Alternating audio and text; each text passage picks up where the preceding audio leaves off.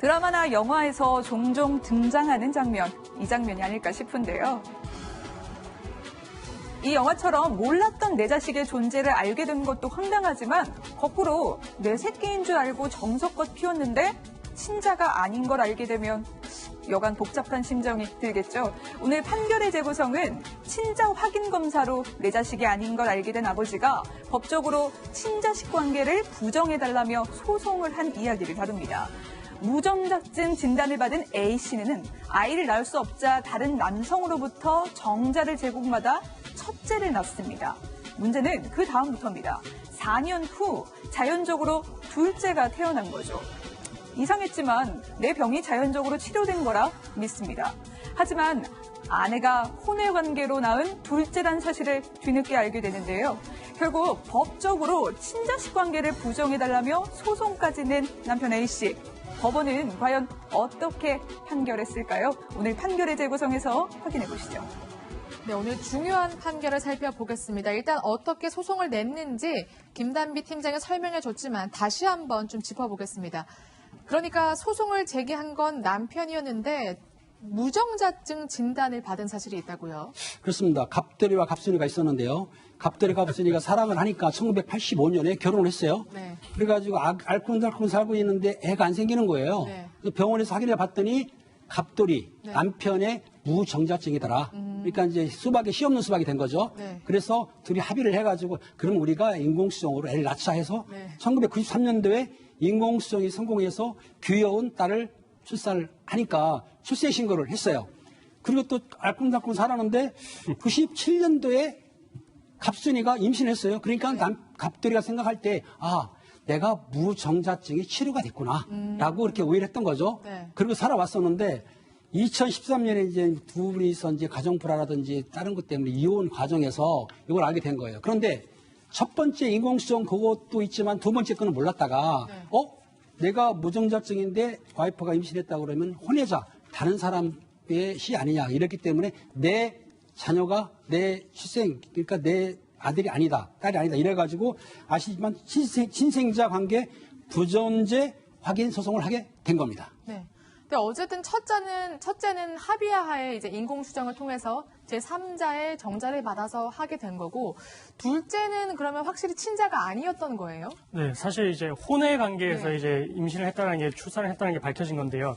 사실 이 두 부분은 어떻게 보면 이제 가정불화가 원인이 돼서 이혼 소송이 제기가 됐고 그 과정에서 이제 20년간 양육을 해왔던 아이가 이제 혼외 관계를 통해서 이제 출산이 됐다는 걸 알게 돼서 이제 친생자 관계 부존재 확인 소송을 제기를 했고 네. 그렇게 되면은 이제 유전자 감정을 거쳐가지고 친생자 관계가 맞는지 여부를 확인을 하게 되는데 그 감정 결과에서도 이 둘의 관계가 이제 친생자가 아니라는 게 밝혀지게 된 것입니다. 그렇군요. 그런데요, 친생자 관계 부존재 확인 굉장히 어려운 단어 같은데 일단 친생자라는 게 그냥 친자라고 생각하면 되는 건가요? 그렇죠. 간단해요. 엄마는 포태하고 네. 출산함으로써 바로 엄마입니다. 네. 거기에는 가짜가 있을 수 없어요. 쉽게 말씀드리면. 그런데 아빠는 그 아빠가 아닐 수도 있는 거잖아요. 그러니까 엄마가 뭐 다른 사람하고 관계를 한다든지 그럴 수 있기 때문에 이런 친생 부인의 소, 친생자 관계 부인의 소, 친생자 관계 부존재 확인해서 이런 것들이 있는 거예요. 그럼 친생자 관계 부존재 확인해서라는 게 뭐냐? 금방 말한 대로 친자 관계가 없다. 그 부존재한다. 존재하지 않는다. 라고 하는 것을 확인 들어가는 거예요. 네. 왜 확인해서 그러냐면은 원래 그런 것을 확인하는 걸 확인해서라고 그러고 네. 뭘 달라고 그러는 걸 이행해서라고 그러고 좀 달라요. 네. 그래서 어쨌든 원래 친생자 관계가 없었다. 그것을 확인하는 소를 친생자 관계 부존재 확인해서라고 한다. 일단 여기까지 말씀드릴게요. 그렇군요. 근데 제가 하나 더 여쭤봐도 되나요? 그래. 친생자 관계가 아니라고 이제 결론이 나면 뭐가 달라지는 건가요? 상속이 달라집니까? 뭐가 달라집니까? 다 달라지죠. 어. 그러니까 이제 완전히 친자 관계가 끝나는 겁니다. 네. 상속도 달라지고 뭐 예를 들어 친권이니 네. 뭐 양육권이 이거 다 없어지는 것이죠. 그러니까 완전히 남으로 돌아가는 겁니다. 그렇군요. 근데 다만 요거하고 다른 것이 하나 있는데 이거 잠깐 설명을 드리고 하는 게 나을 것 같아요. 네. 친생 부인의 소라는 게 있어요. 네. 친생 부인의 소는 요거하고 좀 다른데 그거는 혼인 중에 네. 그러니까 부인과 남편이 혼인 중에 아이를 낳으면 그거는 무조건 자식으로 추정을 해버립니다. 친생자라고 보는 거죠. 그렇죠. 간주에 해당해요, 사실은. 그거하고 이거 좀 다른 것이 친생자 관계 부존재 확인해서하고 친생 부인해서는 좀 다르다. 일단 요거를 드리는데, 그거는 친생 부인해서라고 하는 걸 따로 둔 이유는 혼인 중에 나오면 일단 자식이 자식으로 보도록 이렇게 만든 거예요. 네, 일단 알겠습니다. 여기까지만, 네, 예. 여기까지 하겠습니다. 근데 사실 뭐 남편의 배신감과 충격은 이해가 되긴 하지만 왜냐면 둘째 이제 자녀가 자신의 자녀가 아니라 불륜으로 이른바 불륜으로 난 자식이었잖아요. 그럼에도 불구하고 첫째는 사실 인공수정 자기도 동의했을 거 아니에요. 그렇죠. 그 네. 배신감을 말할 수 없겠죠. 사랑하는 아내가 다른 사람을 통해 다른 남자의 애를 낳았다고 하니까. 그런데 그걸 끝난 게 아니고 내가 처음에 인공수정할 때 93년도에 그 건도 내 시가 아니니까 나의 유전자가 아니기 때문에 이건 내가 그 당시에 동의한 게 아니다. 그냥 묵인만 했다. 애매한 얘기죠. 네. 동의하고 묵인하고 어떤 차이인지 모르겠지만 본인은 내가 동의한 적 없어. 묵인했기 때문에 이 큰애도 첫째 딸도 내 저기가 아니다. 신생자가 아니라고 주장을 하게 된 거죠. 그렇군요. 첫째도 둘째도 친자식이 아니다. 이렇게 법원에 소송을 낸 겁니다. 재판부의 판단 궁금해지는데 일단 1심부터 좀 거슬러 올라가 볼까요? 네, 1심은 이 소송을 각하했습니다. 받아들이지 않은 건데요. 우리나라 민법은 이렇게 규정하고 있습니다. 즉 출산, 그러니까 결혼하고 나서 낳은 아이는 친자로 본다는 네. 게 우리나라 아까 설명해 민법입니다. 주셨죠. 네. 네. 근데 지금 20년을 같이 살았잖아요. 네. 20년을 같이 살고 나서 이렇게 소송을 하는 건 소송 자체가 성립하지 않는다고 본 겁니다. 예외적인 경우도 물론 있습니다. 동거를 하지 않거나 혹은 바로 2년 뒤까지는 소송을 제기할 수가 있습니다. 그렇군요. 남편이 1심 결과를 받아들이지 못하고 바로 항소를 하게 되는데요. 2심에서도 그러면 어떤 결과가 나왔죠? 예, 같은 결과는 아니고 그거 좀 설명을 드릴 필요가 있어요. 지금 이 사람이 친생자 관계 부존재 확인해소를 걸었잖아요. 네. 이거는 제척기간이라는 게 없어요. 그러니까 아무 때나 제척기간? 걸 수 있어요. 아무 아, 때나. 그러니까 우리가 왜 공소시효라고 하는 거 얘기했었잖아요. 마찬가지로 민법에는 소멸시효라는 게 있고 제척기간이라는 것이 있습니다. 근데 친상제 관계 부존재 확인해소라고 하는 거는 이 기간 없이 아무 때나 걸 수 있다. 네. 근데 문제는 이 부부는 말이죠. 같이 동거를 하고 있었어요. 살고 있었어요.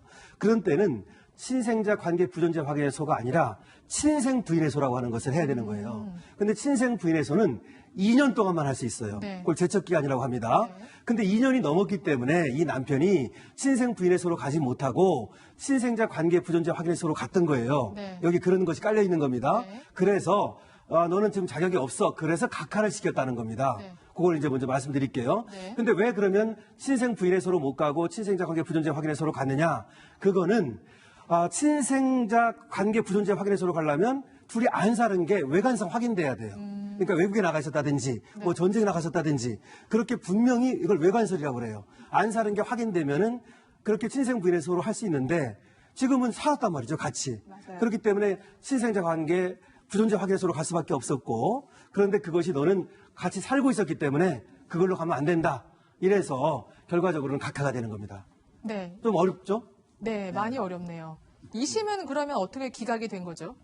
마찬가지로 네. 1심과 똑같은 결론을 낸 거죠. 그래서 그렇군요. 1심과 똑같이 친생자 관계 부존재 확인해소의 대상이 아니다. 네. 너는 하려면 친생 부인해소를 해야 되는데 그건 2년이 넘었기 때문에 못한다. 이렇게 된 거죠. 오, 그럼 남편은 사실 선택의 여지가 없었겠네요. 그렇죠. 근데 어쨌든 그래도 2심에서 이제 불복을 하고 3심까지 가게 되잖아요. 남편이 하나 남아 있는 건 있어요. 네. 그럼 뭐냐면 친생 부인해소라는 것이 안날로부터 2년. 그것이 제척 기간이에요. 네. 그러면 다시 친생 부인해소를 걸면서 내가 안날이 2년이 안 됐다. 이렇게 얘기하는 수밖에 없는데 사실은 그것은 어려울 걸로 보이죠. 왜냐하면 이호승을 2013년에 했고 그때 이미 알았으니까요. 그렇군요. 이게 기간이 굉장히 예민하게 작용을 하는군요. 대법원의 판단이 어제 나온 건데 어떻게 결과가 나왔습니까? 네, 일단은 혼인 중에 그 제3자의 정자를 이용해서 인공수정이 됐을 때도 그때 출산한 아이의 경우에 친생자로 추정을 했고요. 그리고 지금 혼인 중에 혼외 관계를 통해서 아이를 출산을 한 경우에도 친생자가 추정이 된다라고 봤습니다. 그렇기 때문에 아까 변호사님께서 말씀을 하셨다시피 친생자로 추정이 되는 경우에는 친생 부인의 소로밖에 갈 수가 없는 거고 이 사건과 같이 친생자 관계 부존재 확인의 소를 구하는 것은 어떻게 보면 확인의 이익이 없기 때문에 상고심에서도 똑같이 기각 판결이 된 것입니다. 친생 부인의 소는 아무래도 제척 기간이 있기 때문에 이 사안에서는 이제 제척 기간을 도과를 했기 때문에 청구를 할 수가 없고 그래서 친생자 관계 부존재 확인의 소로 갔지만 대법원에서도 똑같은 결과를 내게 된 것입니다. 이 판결 의의를 좀 설명드려야 될 것 같아요. 네. 뭐 지금 뭐 친생자 관계니 친생분에서 그런 것보다도 어쨌든 이 판결의 의의는 뭐냐면 네. 결혼 중에 낳은 아이는 친자로 본다는 거예요. 뭐 추정이라고 하지만 사실상의 간주입니다. 네. 그래서 그 친자로 안 보기 위해서는 외관설이라 그래가지고 동거를 안 했다. 이런 것이 명백히 확인돼야 돼요. 그렇지 않으면 친자로 보고 이것을 내 자식이 아니다라고 부인하지 못하도록 만든 거예요. 쉽게 말씀드리면 그렇군요. 이것은 이제 가족관계의 안정을 위해서 네. 그리고 또 그 친자의 어떤 그 보호라든지 네. 이런 것들을 위해서 그렇게 판결을 한 것이다. 그렇군요. 이런 얘기입니다. 그러니까 결혼 생활 중에 낳은 아이는 유전자의 관계없이 그렇죠. 자식으로 봐야 된다 이렇게 요약할 수 있을 것 같은데 근데 사실 인공수정 부분은 저희가 그렇게 이해를 할 수 있어요. 근데 두 번째는 아내가 불륜을 했는데 자신이 모르고 있다가 그게 불륜을 통해 낳은 아이가 이제 드러나게 된 거잖아요. 근데 그 경우에는 어떻게 자기 자식으로 인정을 하냐. 약간 이런 문제가 남아 있거든요. 앵커님의 말씀이 네. 맞는 게 그래서 지금 반대 의견이 있었어요. 네. 윤희숙 대법관 같은 경우는 반대 의견을 제시했거든요.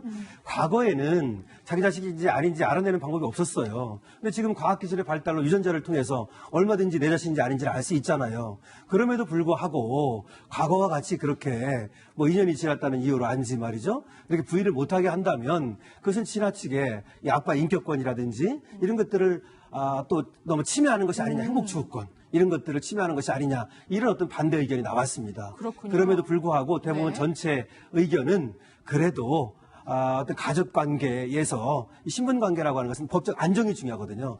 법적 안정을 위해서 2년간을 둔 거예요. 그러니까 조속히 안정을 시켜야만 상속 문제라든지 모든 문제가 네. 해결이 되는 거예요. 쉽게 말씀드리면 이걸 갖다가 빨리 해결하지 않으면 상속을 이미 다 받았어요. 네. 그런데 나중에 내 친자 아니야. 그 상속받은 거 다 돌려내. 이런 문제가 발생하는 거예요. 네. 이거를 법적 안정성이라고 그래요. 네. 그렇기 때문에 지금과 같이 그대로 유지할 수밖에 없다. 이런 결론을 내린 겁니다. 그렇군요. 그러면 지금 이 남성은요, 아내가 불륜으로 낳은 아이에 대해서 자신의 유산도 상속해주고 양육비도 주고 이렇게 진짜 아버지가 되어야만 하는 거예요. 사실 이게 법적인 문제잖아요, 그 부분은. 그래서 네. 이제 친생자가 맞는지 여부를 이제 부인을 해서 이제 그게 밝혀지게 되면 그 관계가 다 끊어지게 되는 건데, 친생 부인의 소를 이제 지금 제기를 할 수밖에 없는 사안이고, 근데 친생자이면 친생자 아니면 안 날로부터 2년이 도과를 해버렸거든요. 네. 그렇기 때문에 이제 친생자 관계 부존자 확인 소를 제기를 해도 어떻게 보면 지금 이제 확인의 이익도 없어지고, 그럼 결과적으로는 이제 법적인 부분에서는 이제 친자식으로밖에 이제 볼 수가 없는 상황이 되는 그렇군요. 거죠. 그러니까 같이 살 필요까지는 없지만 양육비라든가 뭔가 유산이라든가 이런 거는 줘야 된다 예, 이런 지금, 말씀이시죠. 사실 뭐 다른 분들의 생각은 어떻겠습니다만 남편으로서는 굉장히 억울하고 지금 내가 왜 돈을 줘야 되냐 이렇게 생각할 수 있을 것 같은데 일단 대법원 판결이 나왔잖아요. 그러면 되돌릴 수 없는 겁니까? 맞습니다. 되돌릴 수 없습니다. 네. 그러니까 법이라고 하는 것은 그렇게 사회의 어떤 무질서라든지 분란을 확정짓는 의미를 갖습니다. 특히 대법원 판결은 말이죠. 네. 그래서 법적으로는 당신이 아버지다. 그리고 아버지 의무와 역할을 해야 된다라고 얘기한 것입니다. 그래서 그거는 어쨌든 뭐 남편으로서는 억울할 수 있겠지만 어쩔 수 없습니다.